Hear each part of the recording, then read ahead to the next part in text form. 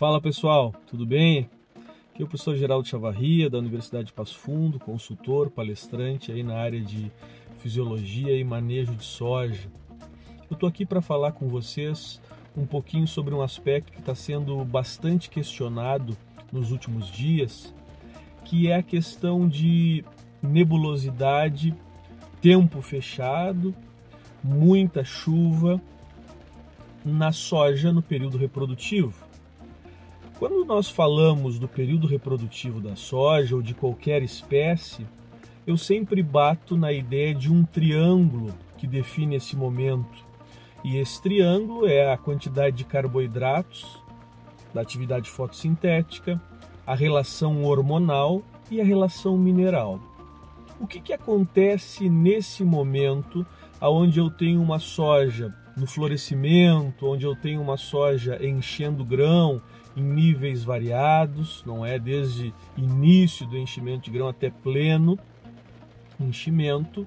O que acontece nessas situações? Primeiro ponto, eu tenho uma redução considerável da taxa fotossintética, eu não tenho luz e eu tenho contato também da água batendo na folha, que gera um efeito de fechamento de estômatos. Então, além disso, dessa ideia, observa que a capacidade de produção de reserva e a capacidade de movimentação do que a planta tem de reserva foi prejudicada. Esse é o primeiro ponto. Em algumas circunstâncias, é só essa a limitação. Existem outros casos, e é muito comum nós termos problemas sérios do ponto de vista de compactação de solo no Brasil, o que faz que esses níveis de água gerem já num primeiro momento um tal nível de encharcamento onde eu tenho problemas de falta de oxigênio no sistema radicial.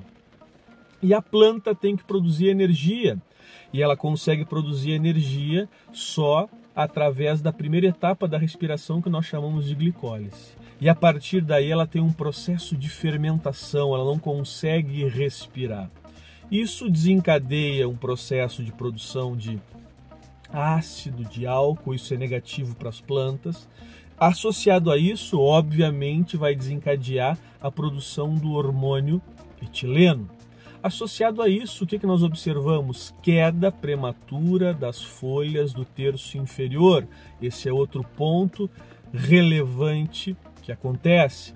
Então, lembra da primeira ideia?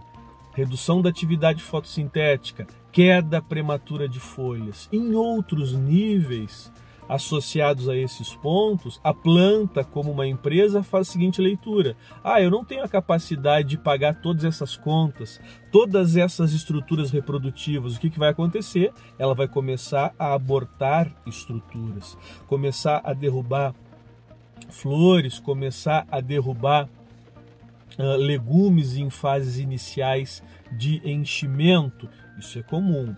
Como pode existir em alguns locais do Brasil variações de volume de água, estava seco, voltou a chover, etc. E essa variação faz com que alguns legumes abram, dependendo de cultivar, dependendo de níveis de alguns elementos como cálcio, boro e magnésio, e faz com que eu tenha uma abertura no legume. Entrando água ali, esses grãos, eles passam, dependendo do nível de água, para um nível fermentativo, e nós vamos passar a ter grãos ardidos também. Esse é outro ponto. São aspectos que, do ponto de vista prático, eu não tenho o que fazer naquele momento.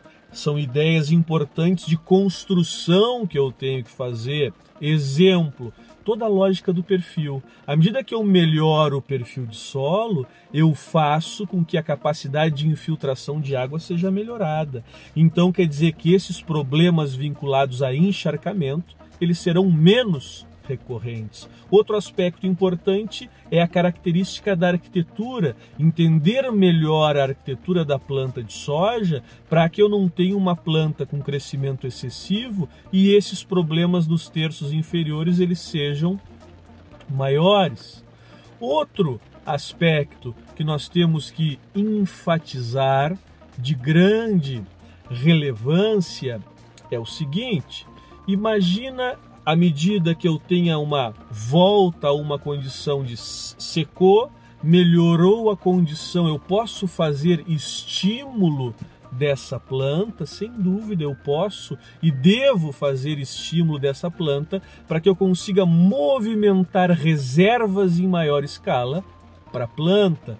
Nesse sentido, cessou a chuva, espera de 2 a 3 dias, certo? 48 para 72 horas, onde a planta volta a ter uma abertura estomática melhor, volta a translocar água e açúcares, e aí eu faço estímulo. Esse estímulo, sobretudo, está vinculado a hormônios de crescimento, auxina, citocinina, giberelina, sobretudo a citocinina, na influência de drenagem de reservas. Elementos minerais também importantes na movimentação de açúcares, potássio, magnésio, boro, são todas relações importantes, assim como o aumento do metabolismo do nitrogênio de alguma forma, como o molibdênio, como o próprio nitrogênio. Não estou dizendo que a gente tem que fazer toda essa bomba, eu tenho que olhar dentro da realidade do que eu tenho, alguma dessas ferramentas que eu posso gerar esse tipo